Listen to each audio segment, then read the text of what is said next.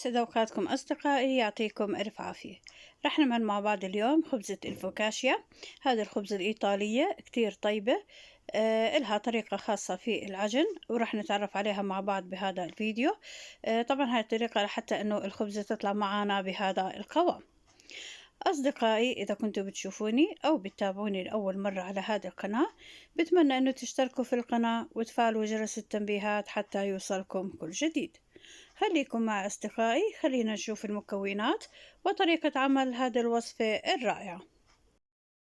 أول خطوة رح نعملها في العجين هي إنه رح نجيب ربع ملعقة صغيرة من الخميرة، رح ننزل عليها نصف كاس من الماء الفاتر، بنحركها بشكل كتير منيح لحتى نتأكد إنه الخميرة عنا هون دابت. بعد هيك رح أنزل عليها ربع كوب من الطحين، وراح أرجع أحركهم بشكل كتير منيح لحتى أتأكد إنه كل المكونات عندي اتجانست مع بعض. طبعا هذا الخليط هو أساس الخميرة عنا وأساس العجينة. رح نغطيه ورح نتركه بالثلاجة لمدة 24 ساعة، وبعد هيك رح نستخدمه في العجين، ورح نشوف مع بعضنا الطريقة اللي رح نستخدمه فيها. هلا هيك بعد مرور 24 ساعة رح نشوف مع بعضنا قوام الخليط اللي عملناه أو أساس العجينة اللي عملناها. رح تكون عنا بهذا الشكل، رح تكون شوية سميكة مثل ما شايفين، ولما تمسكيها ترفعيها لفوق بإيدك رح تشوفي إنها عبارة عن زي شبكة من الخيوط، وهاي راح تعطيني قوام جدا رائع بهذه العجينة.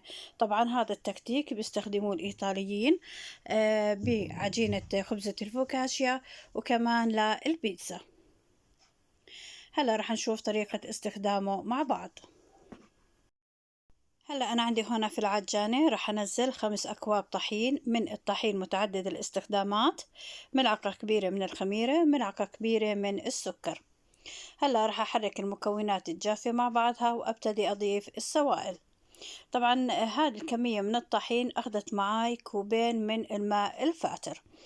هلا راح أبتدي أنزل بالمي، وبعد هيك راح نزيد سرعة العجانة شوي. هلا أنا عندي هنا أول كوب نزلته، طبعا لازم المي عندي هنا تكون مي فاترة. هلا راح نزيد سرعة العجان، وبعد هيك راح أضيف الكوب الثاني. طبعا بدكم تنتبهوا انه حسب نوع الطحين اللي استخدمتوه ممكن ياخذ اكثر شوي او اقل من كوبين المي. طبعا انا ما نزلت عندي الملح في البداية، هلا راح انزل ملعقة من الملح. بعد ما لمت عندي العجينة راح انزل العجينة اللي عملناها وتركناها فترة 24 ساعة بالثلاجة، وراح اتركهم لحتى انه يندمجوا مع بعض. طبعا هنا راح ازيد سرعة الخلاط شوي لحتى انه تندمج العجينة مع بعضها. واخر شي بنزل عندي هنا تقريبا ملعقتين من زيت الزيتون. فيكم تستخدموا الزيت النباتي، بس بهذه الوصفة بالذات بدها زيت زيتون لانه بتعطيكي طعم كتير طيب. هلا رح نشوف مع بعضنا قوام العجينة. طبعا العجينة بتطلع معنا بالشكل هذا، بتكون شبه سائلة، او في ناس كتير بيحكوا لها العجينة المفتوحة، يعني ما بتكون شادة معنا كتير. طبعا هذا القوام الصح لعجينة الفوكاشيا. طبعا هذا قوام العجينة مثل ما شفتوا، بتكون شبه سائلة. كمان لما نمسكها بإيدنا بتلزق بالإيد بالشكل هذا. هلا راح اخذ العجينة وراح انزلها عندي بطبق، راح ادهنه بكمية بسيطة من زيت الزيتون، ولازم ندهن الجوانب كمان. بخلي على ايدي كمية بسيطة من الزيت لحتى تساعدني اني انزل العجينة. وهلا راح انزل كمية قليلة من زيت الزيتون وراح ادهن العجينة بشكل كتير منيح. بعد هيك راح أغطيها وراح أتركها تختمر بدرجة حرارة المطبخ لمدة ساعتين. بس في تكتيك كتير مهم لازم إنه ينعمل بخبزة الفوكاشيا، إنه كل نصف ساعة بنفتح على العجينة ومن الأربع جهات بناخذ طرف منها وبنردها على الجهة الثانية. طبعا بنعمل هاي الخطوة 4 مرات، كل نصف ساعة بنعملها مرة. هلا هيك بعد مرور نصف ساعة بنخلي عنا صحن فيه مية، بندهن ايدنا، وبعد هيك بنبتدي نردد بالعجينة.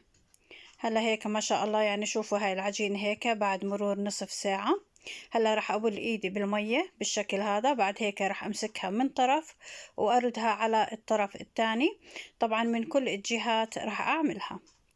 لازم إنه نحط على إيدنا كمية قليلة جدا من المي، لحتى إنه نحافظ على وجود الهواء اللي موجود عندنا في العجينة. وهلا هيك بعد ما كملتها من الأربع جهات راح أرجع أغطيها وأتركها كمان لمدة نصف ساعة ثانية. طبعا أنا هون سرعت عندي الفيديو. وطبعا هذه الخطوات كتير مهمة لحتى إنها تنجح عنا عجينة أو خبزة الفوكاشيا. هلا هيك هاي آخر مرة بعملها، بتركها لمدة 10 دقائق. وهلا راح اخذ العجينة، راح انزلها عندي بصينية يكون حجمها كبير. الصينية انا عندي هنا مدهونة بزيت الزيتون، وبطنتها كمان بورق الزبدة، لحتى انه اضمن انه العجينة ما تلزق عندي ابدا. بحركات خفيفة ببتدي افرد فيها بالشكل هذا. طبعا لازم يكون على ايدي كمية قليلة جدا من المي. وبعد هيك راح أتركها لمدة 10 دقائق ترتاح، وبنكمل مع بعض باقي الخطوات. هلا هيك راح نتركها ونرجع لها بعد 10 دقائق. هلا هيك بعد مرور 10 دقائق راح أحط على إيدي على أصابعي كمية قليلة من زيت الزيتون. بعد هيك راح أبتدي أعمل فيها جوار أو حفر مثل ما شايفين. بعد هيك بنزل عليها الحشوة اللي بدي إياها. أنا عندي هون استخدمت كمية قليلة من البندورة الكرزية، الزيتون الأخضر والأسود، أعشاب مجففة مثل الحصلبان، الزعتر، الأوريغانو، كمية قليلة من الملح وزيت الزيتون. رح نتركها ترتاح لمدة نصف ساعة. بعد هيك رح ندخلها على فرن محمى مسبقا على درجة حرارة 180، الرف الشبكي في الوسط، ورح تاخذ معنا تقريبا 20 دقيقة. طبعا بس تتحمر عند الأطراف منحمر الوجه. هلا هيك هاي شكلها بعد ما خرجت من الفرن. طبعا ما بتتخيلوا قديش انه ريحتها عن جد كتير طيبة. رح ادهنها بكمية قليلة من زيت الزيتون لحتى انها تحافظ على طراوتها. بعد هيك رح اتركها تبرد شوي ونقطعها. وكتير حلو ان نعمل خبزة الفوكاشيا بس تكون العيلة كلها مجتمعة، خاصة بأيام العطل. طعمتها كتير بتكون طيبة. وهلا هيك شوفوا معي قوام الخبزة بعد ما جهزت.